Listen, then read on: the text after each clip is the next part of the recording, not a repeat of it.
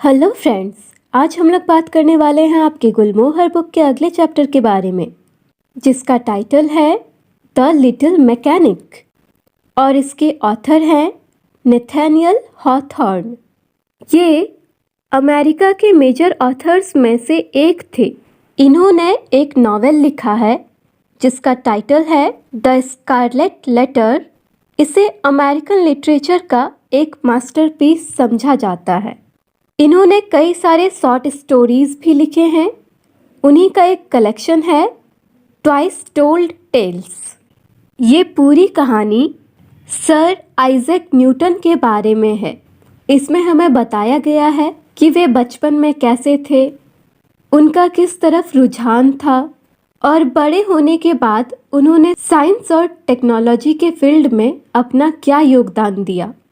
तो आइए शुरू करते हैं इसे। आइजैक न्यूटन का जन्म क्रिसमस डे के दिन 1642 में इंग्लैंड के वुल्सथ्रोप के एक छोटे से विलेज में हुआ था। इनके पैदा होने के बाद इनकी माँ को कहीं ना कहीं ये लगता था कि ये बड़ा होकर जरूर कुछ बड़ा करेगा।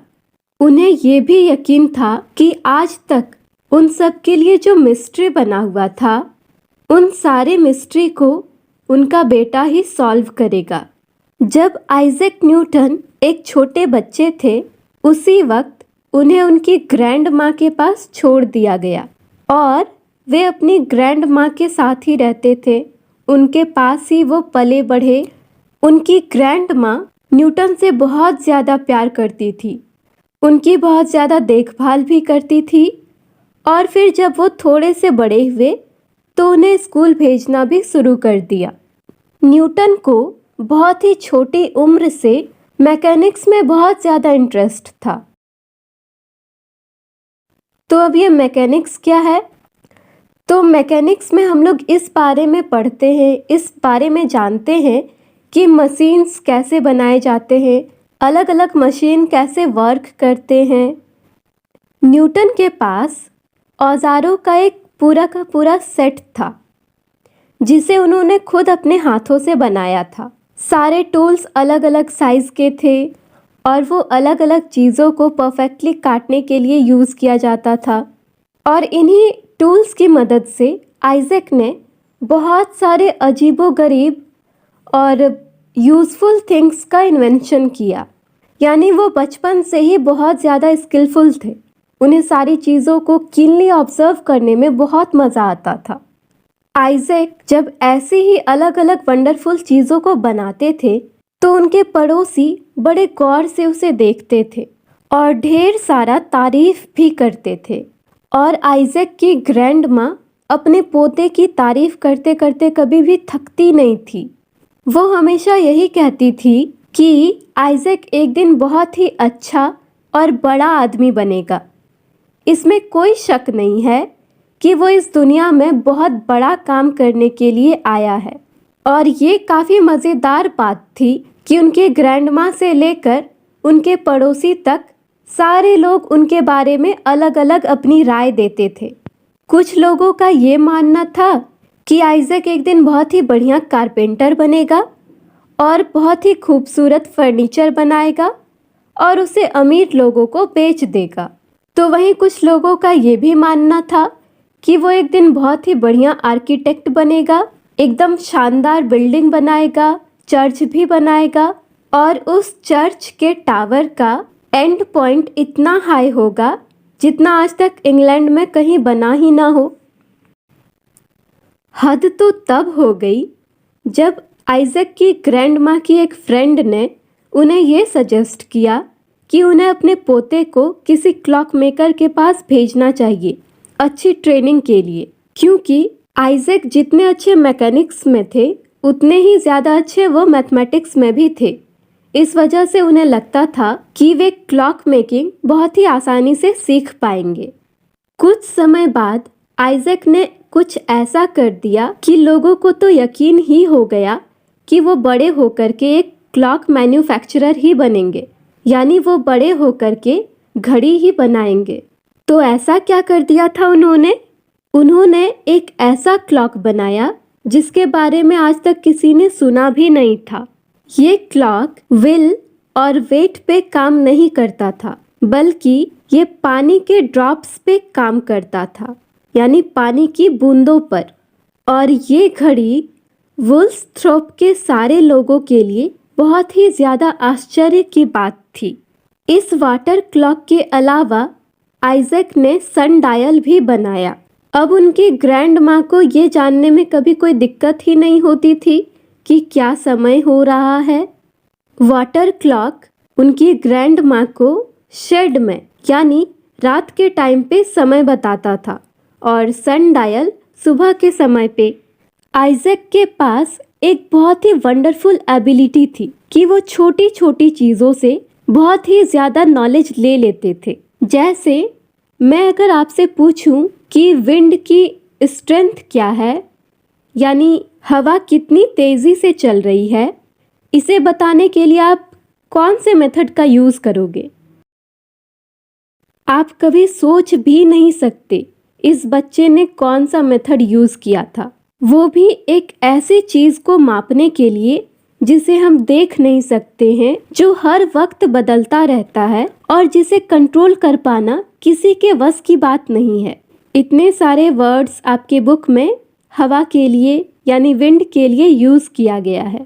तो इस बच्चे ने जिस मेथड का यूज़ किया उससे आसान मेथड और कुछ हो ही नहीं सकता था।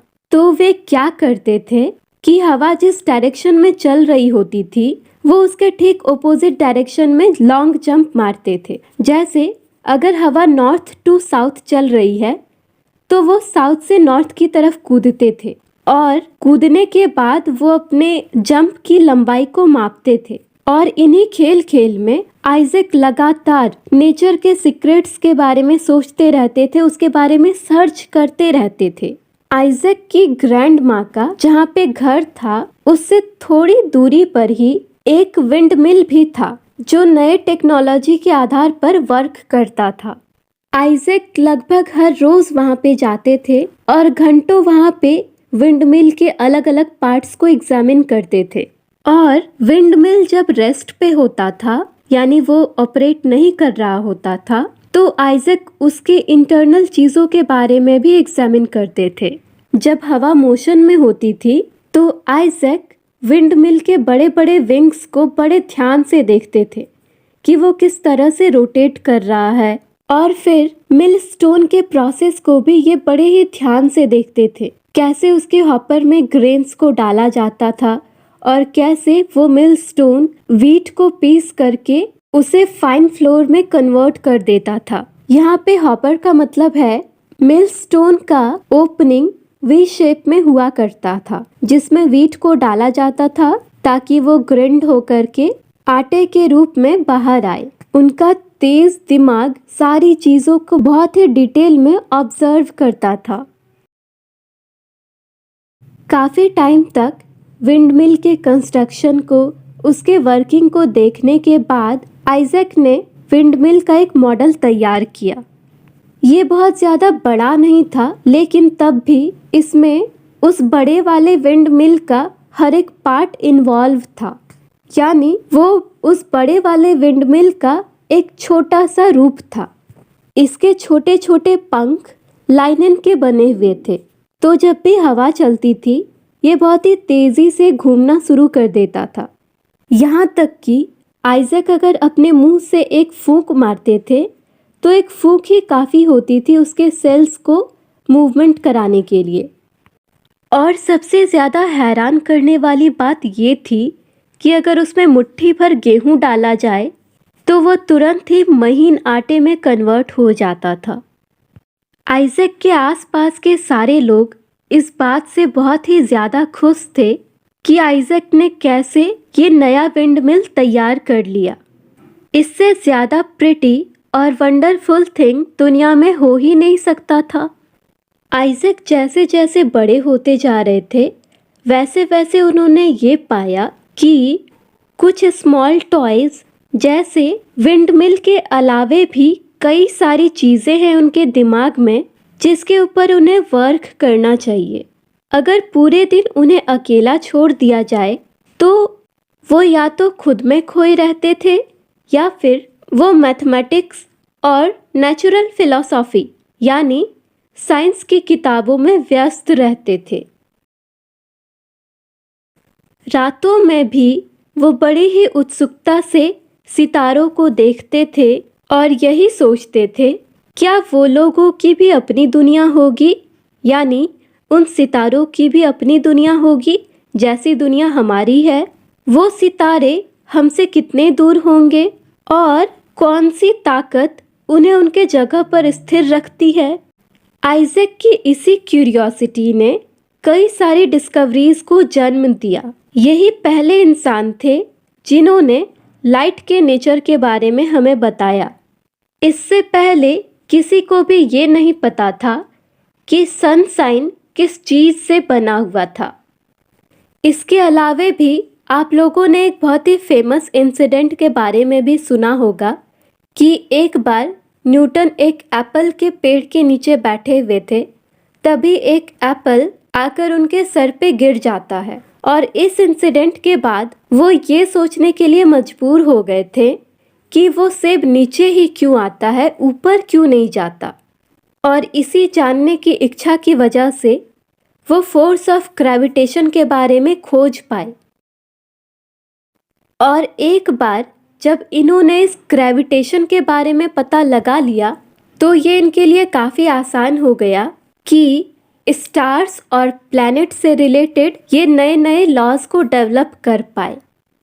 स्टार्स और प्लैनेट से रिलेटेड लॉज इन्होंने इतने अच्छे तरीके से दिए हैं कि ऐसा लगता है जैसे ये स्टार्स के बीच में खुद गए, वहाँ जा कर के उनके ऑर्बिट्स को देखा और फिर आ कर के सारे लॉज दे दिए। अब फाइनली यहाँ पे बताया जा रहा है कि जब आइजैक एक बच्चे थे तो उन्होंने विंडमिल बना दिया। जब वो थोड़े बड़े हो गए तो उन्होंने यूनिवर्स के मैकेनिज्म को हमें बताया कि यूनिवर्स कैसे काम करता है, वो क्यों इतने अच्छे तरीके से स्टेबल है। आइजैक काफ़ी टाइम तक जीवित रहे, उन्होंने बहुत ज़्यादा पॉपुलैरिटी भी गेन किया। वे मेंबर ऑफ पार्लियामेंट भी बने और उन्हें नाइटहुड का सम्मान भी मिला। लेकिन उन्होंने इन सारी चीज़ों को उतना ज़्यादा वैल्यू नहीं दिया और उन्हें इस बात पर कभी भी कोई घमंड नहीं हुआ कि उन्हें बहुत ज़्यादा नॉलेज है। उन्होंने बस एक ही बात सीखी थी, वो ये थी कि इस यूनिवर्स के कंपैरिजन में उन्होंने कितना कम सीखा है, कितनी कम चीज़ों के बारे में पता लगाया है और अभी कितनी सारी चीज़ें बाकी है जानने को। वो हमेशा यही कहा करते थे कि मैं अपने आप को एक बच्चा समझता हूँ जो समुंदर के किनारे खेल रहा है और वो वहीं आसपास पड़े छोटे छोटे सेल्स को चुन रहा है या फिर किसी खूबसूरत पत्थर को उठा रहा है, जबकि सच का ये अनंत समुंदर अभी भी उनके सामने अनडिस्कवर्ड पड़ा है। यानी एक ऐसा समंदर अभी भी उनके सामने है जहाँ पे बहुत सारी चीज़ों का पता लगाना बाकी है। तो ये थी पूरी कहानी। इसे नथानियल हॉथॉर्न के किताब true stories of history and biography से लिया गया है। आई होप ये स्टोरी आप लोगों को अच्छी लगी हो और समझ में आई हो। Thank you for watching.